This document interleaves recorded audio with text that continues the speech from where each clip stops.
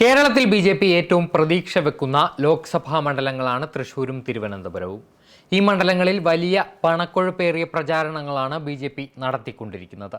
ഇവിടെ ബി.ജെ.പിയുടെ പ്രചാരണങ്ങളുടെ 7 അയലത്തെത്താൻ പോലും മറ്റ് മുന്നണികൾക്ക് സാധിക്കുന്നില്ല.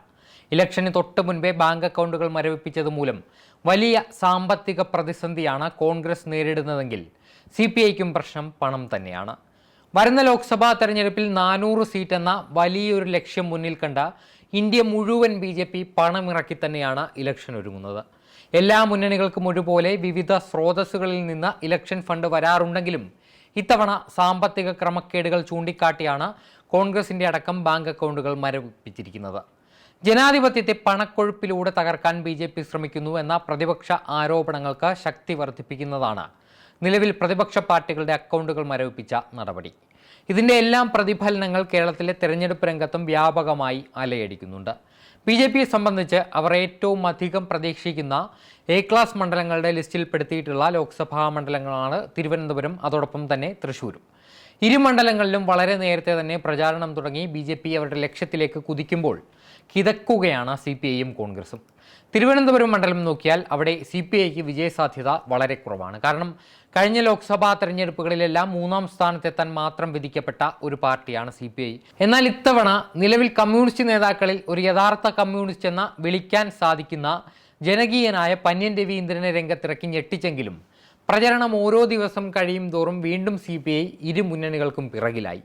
അഴിമതിയില്ലാതെ കളങ്കമില്ലാതെ പ്രവർത്തിക്കുന്ന സാധാരണക്കാരനായ കമ്മ്യൂണിസ്റ്റ് എന്ന ലേബലിനപ്പുറം പന്ന്യൻ രവീന്ദ്രൻ എന്ന രാഷ്ട്രീയ നേതാവിൽ നിന്ന് തിരുവനന്തപുരത്തെ ജനങ്ങൾ ഒന്നും പ്രതീക്ഷിക്കുന്നില്ല.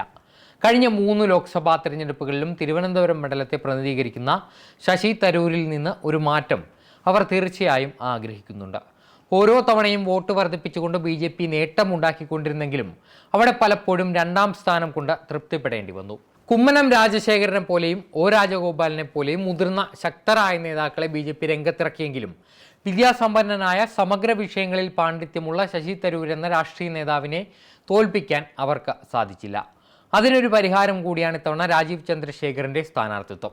ഒരുപക്ഷെ ശശി തരൂരിനേക്കാൾ മുകളിൽ നിൽക്കുന്ന വിദ്യാഭ്യാസം കൊണ്ടും അറിവുകൊണ്ടുമെല്ലാം ഇത്തവണ തിരുവനന്തപുരത്ത് തരൂരിന് പറ്റിയ എതിരാളി തന്നെയാണ് രാജീവ് ചന്ദ്രശേഖർ. 2 മിടുക്കന്മാർ തമ്മിൽ മത്സരിക്കുമ്പോൾ അവിടെ ജനകീയനായ ദാരിദ്ര്യം പറയുന്ന പന്ന്യൻ രവീന്ദ്രൻ എന്ന പേര് തന്നെ അപ്രസക്തമാകുന്നു. അതോടൊപ്പം പ്രചാരണത്തിലെ ദാരിദ്ര്യവും CPIയെ പിന്നോട്ടടിക്കുന്നു.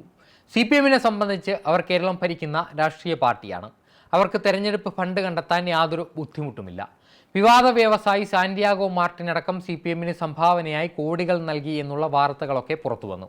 എന്നാൽ ബി.ജെ.പിക്കെതിരെ പ്രധാന മത്സരം നയിക്കുന്നത് CPI ആയതുകൊണ്ട് തന്നെ ഇരു മണ്ഡലങ്ങളിലും CPM ഏറെക്കുറെ ഇവരെ കൈയൊഴിഞ്ഞ മട്ടാണ്. ബാർ മുതലാളിമാരിൽ നിന്നടക്കം കോടികൾ ഇലക്ഷൻ ഫണ്ടിലേക്ക് പിരിവ് വാങ്ങുന്ന CPM പ്രചാരണത്തിലടക്കം അതിദരിദ്രരായ CPIയെ തെല്ലും സഹായിക്കുന്നില്ല. അതൊക്കെ കൊണ്ട് തന്നെ പ്രചാരണങ്ങളിലെല്ലാം പന്ന്യൻ രവീന്ദ്രൻ പറയുന്നത് പോലെ ദാരിദ്ര്യം പറയുകയാണ് CPIയും. തൃശ്ശൂരും സ്ഥിതി വ്യത്യസ്തമല്ല. ആദ്യഘട്ടത്തിൽ ഒരു മുൻതൂക്കം CPI സ്ഥാനാർത്ഥി VS സുനിൽകുമാറിന് ഉണ്ടായിരുന്നുവെങ്കിൽ ഇപ്പോൾ പ്രചാരണങ്ങളിലെല്ലാം സുരേഷ് ഗോപി ബഹുദൂരം മുന്നിലാണ്. ടി.എൻ. പ്രതാപനെ പിൻവലിച്ച് തൃശ്ശൂരിൽ മത്സരിക്കാൻ ഇറങ്ങുന്ന K. മുരളീധരന്റെ പ്രചാരണവും ഏറെക്കുറെ നനഞ്ഞുപോയി. അക്ഷരാർത്ഥത്തിൽ ബി.ജെ.പിയുടെ പണക്കൊഴുപ്പിന് മുന്നിൽ ഈ 2 ലോക്സഭാ മണ്ഡലങ്ങളിലും മത്സരം ഏകപക്ഷീയമാകുന്ന മട്ട് തന്നെയാണ്.